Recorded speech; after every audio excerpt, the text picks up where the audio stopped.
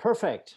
And with this, it is a great pleasure to hand over to my co-founder, Cristina Puig, who will share her experiences working with schools and to how teach literacy in many, many different ways. So, Cristina, the floor is yours with your keynote, Teaching Literacy 360 Degrees.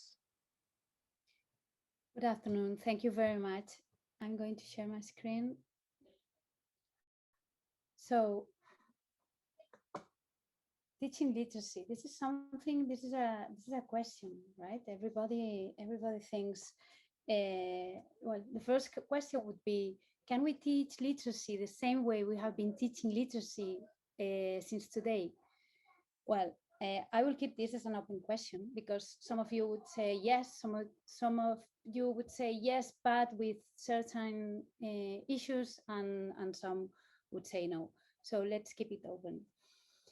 Content-based learning is over. At the end, this unidirectional learning experience, where there's a little interaction between students, we have seen that it doesn't work anymore, where teacher stays on one side of the classroom and students just listen and take some notes.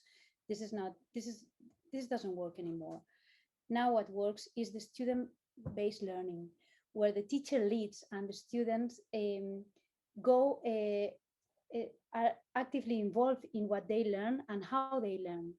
Why? Because they need. We have seen that they need to develop new skills. We have been talking about critical thinking. We have been talking about teamwork, but what about active listening? They have to learn to listen.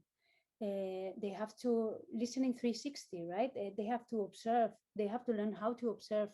We are not seeing. We must observe things, and we have to learn how to speak and how to talk to different people from different countries in different ways. Maybe not personal, maybe through Zoom, and we have to be empathetic at the same time. We have to learn how to talk to everybody in different medias, right? And we have to learn. Well, this is something that maybe for us is difficult to learn how to teamwork with people who are not with us, right? But with those kids that have been playing with other kids around the world, this would not be an issue. But they still have to learn how to work on this, and they have to learn to experiment. We really have to change the way we are teaching not only literacy but all the subjects. And what does reading have to do with this? Reading is the foundation. We as Vincent Job says, he says that when you read, there are 5 brain processes that get active at that very moment. The first one is when symbols flow to the brain. Then when in the cognitive process, we comprehend the meaning of the words. Then we decide if we agree in the argumentative process. And then we integrate this reading into our previous knowledge, and it provokes us emotions. This is what reading does. So reading is really important in the whole process of learning. But we still have pain points. In the UK, 1 in 5 children cannot read well by the age of 11. And in the US, by the age of 9, 7 out of 10 read for fun, but at the age of 17, only 4 out of 10 read for fun.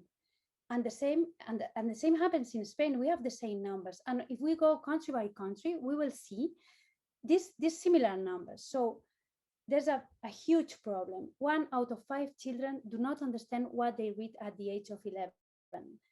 And this is and this is really we are coming into an illiterate pandemic, right? We are going to have a lot of illiterate children where children will not understand what they read. I mean, they know how to read, but they do not understand what they read. So reading literacy is the main ingredient to building up children's learning capacity. It's the driver of school successes and of lifelong learning. So without well-developed reading comprehension skills, you will be excluded of today's information society. So reading is, again, the foundation. And beyond and above all difference between systems across the countries, this understanding is the key success factor for countries that are consistently producing the best PISA results. And what does PISA say? PISA says that if we give children mm, more more reading capacity or reading experiences in terms of time spent on reading, we show them interest towards what they are reading, or diversity or in content of what they read, or different platforms, whatever, they will really there will be a strong correlation between their literacy skills and overall the school results. And this correlation will be stronger if these kids come from a low socioeconomic background. So we really have to, we really must get them to read. We really must teach literacy, but not to read books, only fiction books or non-fiction books, non-fiction articles. Reading must go beyond this. And what's the role of technology here?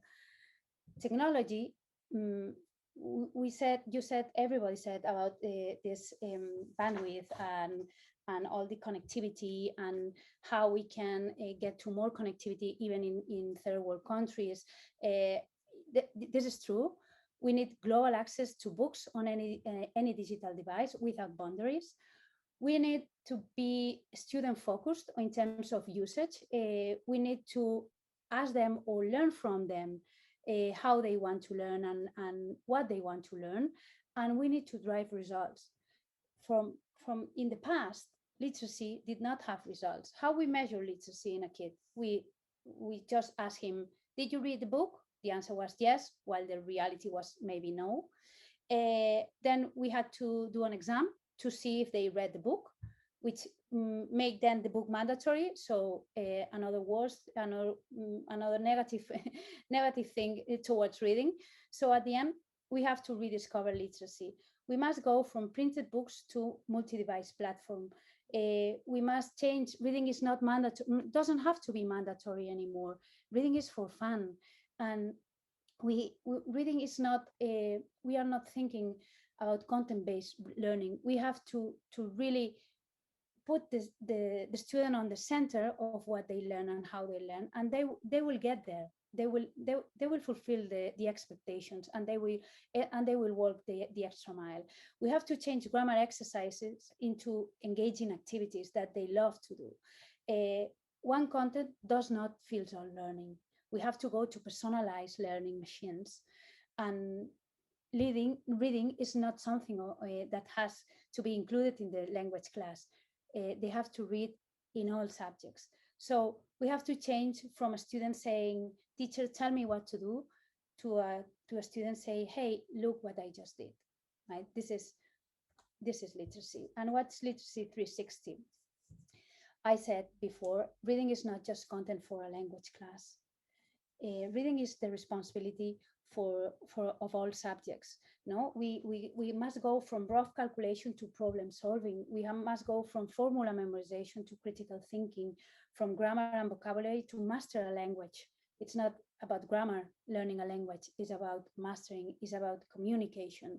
And we have to go from factual learning in terms of history, for example, to understanding what happened, because history come back again, right?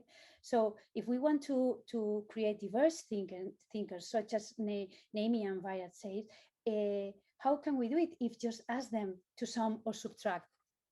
We are not going to create diverse thinkers like this. Or how we are going to help them to find a purpose, as TJ said. If we just ask them to memorize formulas or equations, we are not going to get there. We need that they find a reason why and jump into the content of the subjects and enjoy them and decide to which extent they want to learn. Yes, decide that they don't want to become illiterate in the 21st century. They know where they will know how to read, but they would not understand what they read. And how can we choose the best? Having said that, every school would say, or every teacher can say, okay, what's the best solution for me? And then it comes, I totally agree. Before we said that we have to ask the best questions. So now we have to ask ourselves the best questions. Um, how can we choose the best solution? Do we want it for primary or for secondary? Do we share devices, or does every student use their own? This is a very this is a different picture. And how do we foster autonomy among students? We are a school that really drive students, or we let them do and let them decide.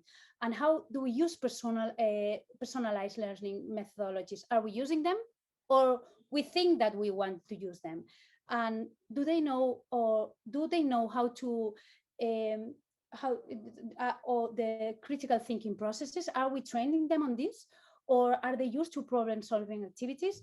Those questions are very important, because if we like to be listened, maybe we some platforms or some solutions are not for us. But if we like to listen to the students, if we like to make them participate and make them part of what they learn and how they learn and to which extent they learn, then there are some other solutions from us. So at the end, one size does not fit all. We have reading resources. Maybe we are a school who prefers traditional ebook platforms. Great, it's a decision. Or we need guided reading programs or personalized learning activities. Okay, this is the stage 2 activities. Or maybe we want to co-create, we want to make them participate to the deepest, that we want to go, want them to go deeper in their knowledge. Then we have to go to the stage 3 platforms.